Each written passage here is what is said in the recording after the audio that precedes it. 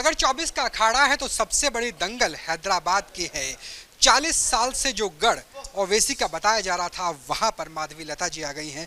Ma'am, जिस तरीके से प्रधानमंत्री नरेंद्र मोदी ने आंकड़े दिए और बताया कि किस तरह से इकोनॉमिक एडवाइजरी कमेटी की तरफ से बताया गया कि डेमोग्राफी चेंज हुई है, 7% से ज़्यादा हिंदू कम हुए हैं, उसके अलावा मुस्लिम पॉपुलेशन 46% के आसपास पड़ी है। क्या डेमोग्राफी चेंज आपकी कॉन्स्टिट्यूएंसी में भी नज़र आती है बीते 40 सालों के अंदर? भैया हाँ, ये बात तो सच है कि संख्या या आंकड़ा बड़ी है, लेकिन मेरे हिसाब से सोच विचार मेरा होने दीजिए, मोदी भैया का होने दीजिए, मेरा मानना इस प्रकार है, बात आंकड़ा बढ़ने में नहीं है, किस प्रकार के आंकड़ा बढ़े हैं। अगर गरीब के आंकड़ा बढ़ते हैं तो बताइए ये किस प्रकार से देश का प्रगति हुआ है। एक परिवार को समृद्धि की ओर जाकर, एक परिवार को तरक्की की ओर जाकर, एक परिवार को गरीबी के दलदल से निकलकर अगर एक उच्च स्थिति पे आती है तब उनकी आंकड़ा बढ़े तो देश के लिए सहमत है और देश के लिए अच्छी बात है। ना होते हुए अगर आप सोचिए गरीबी के आंकड़ा बढ़ते हैं तब क्या होता है। जैसे कि एक परिवार में 2 से अधिक गरीब परिवार में जब बच्चे होते हैं, क्या हम उन बच्चों के प्रति ज्यादती नहीं कर रहे हैं? वैसे बच्चे जिनके पेट आधी रहती है या खाली पेट है, वो बच्चे क्या करते हैं? मजदूर बन जाते हैं, बाल मजदूर बन जाते हैं। एक बाल मजदूर का भविष्य क्या है आप मुझे बताइए। अब ये बाल मजदूर जैसे बड़े होते रहते हैं, उनमें एक प्रकार की गुस्सा हो जाती है देश के प्रति। वो समझ नहीं पाते कि गलती कहाँ है। अब इन जैसे बच्चे जब जवान हो जाते हैं, अकबरुद्दीन असदुद्दीन जैसे लोग अपने भड़काऊ स्पीचेस में इनको लेके आकर अपने फायदे के लिए, अपने खुदगर्जी के लिए जब इनको इस्तेमाल करते हैं, देखिए ये कहाँ से शुरू होकर कहाँ तक जाने का डर है इस देश का। कट्टरता बढ़ती हुई नजर आती है, तो क्या इसका एक विकल्प हो सकता है पॉपुलेशन कंट्रोल या यूसीसी जो उत्तराखंड में लागू हुआ? भैया पॉपुलेशन कंट्रोल सबसे पहले हमने संजय गांधी जी बात करे थे। अगर आपको याद है तो एक जमाने में एएमआईएम के सबसे ज्यादा मोहब्बत करने वाले कांग्रेस, और कांग्रेस जिनके लिए एएमआईएम काम करती है, वो 2 पार्टियां जो हैं, इसी कांग्रेस ने फैमिली प्लानिंग की लागू की है। आज हम क्या नया बात कर रहे हैं? हम यही कह रहे हैं भैया, अगर देश तरक्की होना है, अगर देश का धन सही मतलब से गरीब परिवारों में बंटना है, तो अगर परिवार का संख्या छोटा रहेगा, बहुत ज्यादा परिवारों का मदद कर सकते हैं। जैसे कि अगर आप समझिए एक गरीब परिवार है इधर X, इधर 5 गरीब परिवार है Y। ये X गरीब परिवार में अगर 10 बच्चे हैं, अगर Y 5 गरीब परिवार में 2 2 2 2 2 है, यानी कि यहाँ भी कुल मिलकर 10 हो गए। आप बताइए, कोई भी मेरे जगह होता, मोदी भाई की जगह होता, क्या देश का संपत्ति एक परिवार में 10 को मिलना चाहिए या 5 परिवारों को 2 2 2 2 मिलना चाहिए? भैया ये सोच एक अच्छा विचार के है, एक अच्छे देश को आगे लेके जाने का है।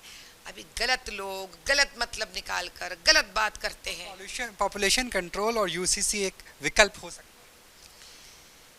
आप जब यूसीसी कह रहे हैं, यूसीसी मेरे सब यूनिफॉर्म सिविल कोड कह रहे हैं, ये पॉपुलेशन से क्या लेने देना? यूनिफॉर्म सिविल कोड में हम ये बताया गया है कि स्त्री, खास कर हमारे प्यारे मुसलमान बहनें, जिनका इंस्टेंट ट्रिपल तलाक के वजह से भी रोड पे आ जा रहे स्त्री, अगर मैके में भी उनका स्थान नहीं मिलता ठीक तरह से, उनका वहां पे भी हक नहीं मिलता, तब भी वो रोड पे आते।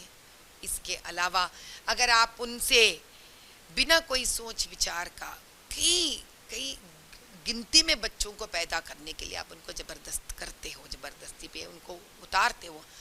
अभी एक स्त्री होने के नाते मैं पूछती हूँ सारे उन मर्दों से, उस स्त्री का सेहत के बारे में कौन सोचेगा? उस स्त्री के खून में जो आरबीसीज बोलते हैं, जो कण होते हैं, खून के कण, रेड ब्लड सेल्स, वो कम हो जाएगा, तो इसका जिम्मेदार कौन होगा? ये लोगों के स्त्री, उनकी जीवन की आयु जब घट जाती है तो उनके बच्चों का क्या होगा? ये स्त्री जब खाना नहीं दे पाती है बच्चों का, तो उनका क्या स्थिति है? यही स्त्री इन्हीं बच्चों के कई बच्चों में बीमार पैदा होता है, तो क्या किसी को स्त्री के आंसू के बारे में पढ़ा नहीं है? सब फायदा ही पड़ा है लोगों को। माधवी जी, हमने महिलाओं से बात की, हम कबूतर खाना इलाके में गए, उन्होंने कहा कि जो न्यू सिटी का जितना डेवलपमेंट हो रहा है हैदराबाद का उतना नहीं हो रहा, अनऑथराइज्ड कंस्ट्रक्शन है, रोड्स नहीं है, पब्लिक ट्रांसपोर्ट नहीं है। तो अगर आप जीत कर आते हैं तो क्या ऑथराइज्ड होगा सब कुछ? जो बुलडोजर हम देखते हैं बाबा जी का उत्तर प्रदेश में, उस टाइप से कुछ चल सकता है जो अनऑथराइज्ड है उनके ऊपर? कम से कम मेट्रोस के रूट बने, सड़कें बेहतर हो जाएं। अगर वो अनऑथराइज्ड पैसे वाले हैं, अगर वो अनऑथराइज्ड पैसे वाले हैं, एक ने 10-10 बुलडोजर चलेंगे।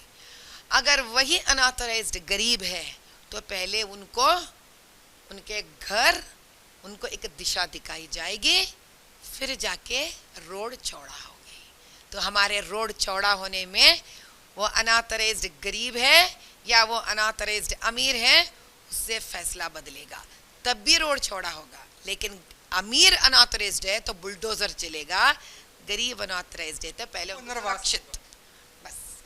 मैम एक सवाल और, आपने दिशा की बात की, जिस तरीके से नवनीत राणा जी ने कहा 15 सेकंड हमें दे दीजिए और फिर आप दीजिए, उसके बाद ओवैसी जी ने कहा कि 15 सेकंड सोचिए, आप 15 साल ले लीजिए तो भी आप कुछ नहीं कर पाएंगे। उन दोनों बयानों को आप किस तरीके से देखते हैं?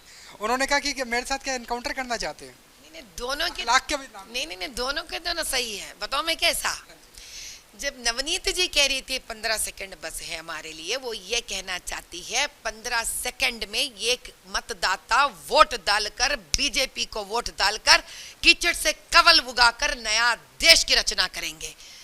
ओवैसी साहब भी सही है, क्योंकि 15 साल भी दे देना, जहां का कीचड़ वहीं रखने में ये तो माहिर है। जो 40 साल में नहीं कर पाए वो सही कह रहे, 15 साल भी देंगे ना तब भी वो कुछ नहीं कर पाएंगे।